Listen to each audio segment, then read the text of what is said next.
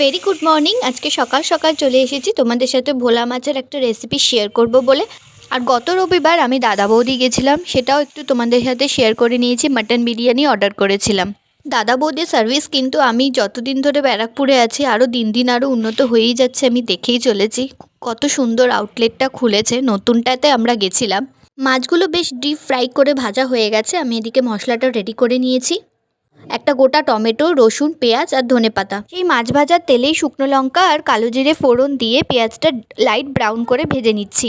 তোমরা যারা আমার রান্না নতুন দেখছো, চ্যানেলে নতুন, প্লিজ ভিডিওটা পছন্দ হলে একটু লাইক করে দিও, সাবস্ক্রাইব করে দিও, কমেন্ট করে দিও। এরকম দুর্দান্ত রেসিপি কিন্তু আপকামিং আসতে চলেছে। আমি কিন্তু আমলকি দিয়ে চুল ভালো হওয়ার একটা সুন্দর রান্না আপনাদেরকে করে দেখাবো, তার জন্য একটু অপেক্ষা করুন। ব্যাস, পেঁয়াজও ভালো করে ভাজা হয়ে গেছে। ওপর থেকে মশলাটা দিয়ে বেশ ভালো করে কষে নিচ্ছি। সাইড থেকে তেল ছেড়ে আসলেই ওপর থেকে জল দিয়ে মাছগুলোকে দিয়ে দেবো। আমি ধনেপাতা জল দেওয়ার পরেই দিয়েছি, তোমরা লাস্টেও দিতে পারো, অসুবিধা নেই। যখন ইচ্ছে তখন দেওয়া যেতে পারে। গন্ধ কিন্তু দুর্দান্ত বেরোচ্ছে। একদম ইজি একটা রেসিপি, ভোলা মাছের কালিয়া। তোমরা কিন্তু অবশ্যই বাড়িতে একবার ট্রাই করে দেখো। একদম ইজি একটা রান্না, কম সময়ে ঘরোয়া উপকরণে।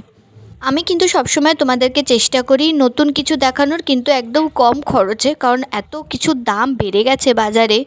যারা রান্নার জগতে একদম নিউ বিগিনার তারা কিন্তু খুব সহজেই রান্নাটা শিখে যাবে। তোমরা কিন্তু ভিডিও ছেড়ে যেও না, এখন কিন্তু মাটন বিরিয়ানির ক্লিপটা রয়েছে, তোমরা দেখে যাও। কত সুন্দর দুর্দান্ত একটা আইটেম ওরা সাজিয়েছে।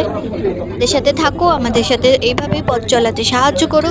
দেখা হচ্ছে নেক্সট ভিডিওতে নতুন কোনো রেসিপিতে, নতুন কোনো আবিষ্কারে। চলো টাটা, ভালো থেকো, সুস্থ থেকো।